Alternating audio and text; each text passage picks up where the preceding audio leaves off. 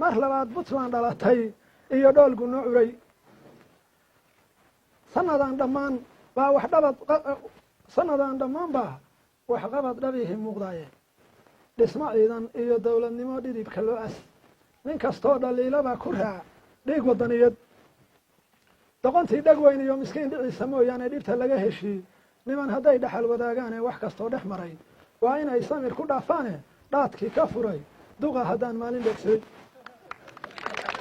dhaadkii ka furay duqa haddaan maalin dheegsadaye dhulka kama xanuunsado ninkii dhoof ku soo galaye isagiiyo wakiil dhansanaa wax isma dhammaane dhowrtiiyo waraabaha iyah baad neef ka dhigataye midka geela dhungooyahoo dhuntabaa daran midka geela dhungooya oo dhuntabaa darane dhaqdhaqaaqa yimi waa cadow meel ka soo dhacay ee dhaayaha u fura gabaygu waa dhab iyo taariikh dhaqan iyo siyaasiba haddaan dheeg u wada jeedno gobonnimada loo wada dhan yahay culummo dhaarteene dhadaa roob la mooday iyo waxaan dhari biyeynayn qarannimo dhaqaaliyo waxaan dhiig ku bixinaba meeshaan abaal dheeriyah iyo libin ka dhowraynay iyagaaba dhabargelinta wada loo dhutinayae aniguba ka dhiidhiyay inaan dheef ku saacido he qofkii xamar u dhega taagaya dhuni rac noqoy qofkii xamar u dhega taagayaa dhuni raac noqoye ninkii tiisa dhinac taagan baan dhicin ismanowe nin walaalkii dhuuxiyeynayaa waa midkii dhumahee dhuuhaynta ka ilaasha waa hadal dhammaantiis dhuuhaynta ka ilaasha waa hadal dhammaantiis afarta ah dhacda intaan ka dayay dheeli ma u diiday afar kalena sida dhoolgu iyo dhibicda ma u horshay dhidibkaan u aasay iyo murtida dhaabad ma u yeelay afar kale dhammeeyaya waxaan dhinac ka raacsiy dhaliil ma leh siciidani haddii loo dhakuun galay madaxweyne dhaamaa kursiga dhaax ma soo marine 5 hal oo bulshadu dheehataan idin dhegeysin 5 hal oo bulshadu dheehatay yaan idin dhegeysine abaal waa dhigaal iyo ninkii been ka dhowrsadahee dadka wax u dhexeeya iyo ma cuno dhaxal agooneede dhimashuu ka doortaa wixii xeerka dhaawacahee dhogorsoc ma yeelo iyo inuu qola dhawaystaaye dhabtana lagama leexshiyo runtoo lagu dhaqnaadaa dhabta lagama leexsho iyo runtoo lagu dhaqnaadaaye dhexyaalan cabsoon iyo mas-uul dhiiran baa tahaye dhammaan shacabka kuu dhega nuglaa dhoof hadiiyo wiile dhalinyaro wasiira ah haddii taladii loo dhiibay waa dhiirigelin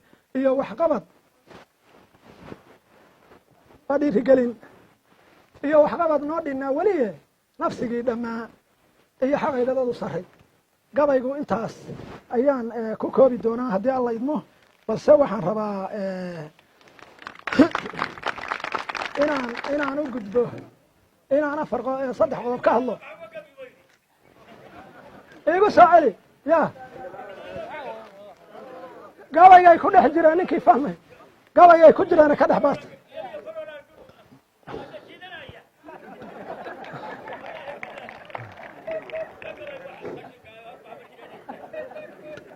xildhibaanada hawshoodii waa dhammaatay waxay ila tahay in shacaboo gabayga ka lulatay ku quusteeno dadka shacabka ahi wuxuu rabo way ku khasban yihiin 66 nin waxba ka sheegi mayno haddana waa soo dhaweynaya sida fiican oo ay yeeleen marka daaya xildhibaanada innaga awalba keennay haddii xoogaa wax yari jireenna dhammaatay marka insha allahu guul weeye kuwii ugu adadka madaxweynaha la fadhiyaan waa u mahad celinaya sida ay arrintaa uga tanaasuleen marka waxaan rabaa inaan u gudbo horta mashaariicda dalka ka socota deegaamada puntland dadku waxyaalo kala qaybi ka aamintay waxaa laleeyahay badii baa la gatay dhulkii baa la gatay xaggeeraa la gatay horta yuhuud baa allaha ka dhige qol bulukeetiya ciddii inoo dhista faa'iida inoo keentay sababtoo ah dhulkeennu xor weeye soomaaliya waa horey xorowday talyaaniga iyo ingiriiskiiba iyada gumaysi ku jira qaadan lahaa haddii la qaadan karo cidina ma laalaabanayso sida xasiigii ciddii wax inoo soo kordhinaysaa waa soo dhawaynaynaa madaxweynahana mashaariicda faraha badan oo kaliftay gabaygii aad arkayseen oo meelaha badan taaftay iyo kuwo kaloo laga dabageyn doono haddii alla idmo waa horumarka iyo dadaalka iyo geesinimada shacabka o dhan baa ku dhinac taagan baan leenahay meel kastaba jiir annaguna waa ku garab taagannahay nin baqaayo ama been sheegayo ma rabno mar haddaadan been sheegayn been la-aantaasa nagu filan waxa ballan qaadi haddaan kaa helayno marka tan waxaan u noqonayaa insha allahu wixii horta mucaaradkii hadal baan isniin maalintan madaxweynaha isu tagno wuxuu yidhi ciidankii meelaha ka hadlayay hubaysnaa xagga kale ujeediyo ciidankii xaggaan ujeedin oo dawladday dhinac taagan yihiin madaxweyne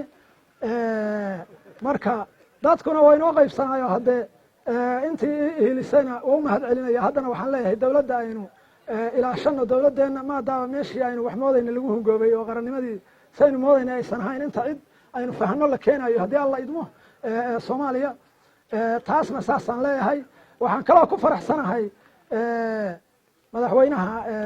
ragga hareeraha ka fadhiyo siyaasiyiinta oo saaxiibaday ku jiraano ina ciise mudan iyo cabdullaahi sheekh axmed iyo ka mid yihiin gacmo gaab iyo baan arkayey cabdullaahi cali qood iyo weli marka rag kalaa maqan waxaan isleeyahay generaaladii ima muuqdaan asad iyo isagana waxaa laga rabaa madaxweyne gurigiisa inaa ugu tagtid saaxiibkaybu hay hadduu xilkii waayey haddii anigu weli waa saaxiibkay marka nugaal waxaan rabaa inaan si gaara uga hadlo hadday tahay degmo ilaa wasiir dadka ka soo jeeda gobolka nugaal oo dawladda xilalka ka hayey aad baan ugu qanacsannahay aad bay shaqadooda uga soo baxeen mid kalena waa ku sii dareen degmada dangor ayaa kow ah garow oo kale ilaa gobol ilaa dhammaantood iyo wasiirada agaasimayaasha aad baan ugu mahad celinayaa geedi oo madaxweynaha sukaayo geeyey annagoo laba dhufays ku kala jira oo nin dhalinyaro ah marka waxaan rabaa insha allahu taliyaha saldhigga dangorayona in la dallacsiiyo gaarina la siiyo oo hawl maalin dhaway dhacday qayb libaax ka qaatay oo nin dhintay arrintiisa marka insha allahu waxaan rabaa inaan u laabto dhinacii muxuu ahaa arrimaha daruuriga oo loo baahan yahay sida guddoomiyuhu sheegay degmada gudaheeda buu ka hadlay oo inta magaalada ah waana arrin saxa oo jirta oo aan markhaanti uga nahay laakiin madaxweyne maalintaynu isu nimi waxaan hadalka kaaga bilaabay xilli iyo xoolo midna kaama rabo laakiin jiritaankeenna col loo yahay nin marka labadeenna aan midnayna bixinayn anigu qayb ka noqon maayo inaan kuu soo raaco oo waa ii doqoniino hadalkaasaynu lahayn dadka ciddii aaminsaneed in jawaano lacaga laysiiyeyna wixii aan maalintaa daastay maantaan rabaa dalsan baan rabaa riig inaad ka samaysid dalsan tuulada dalsan inaad dadka haraad baa loogu baktiyey iyadu berkadana ma leh waxba ma leh waa meel lagu baktiyey hadba mar unbaa meelaha booyad la geyn jiray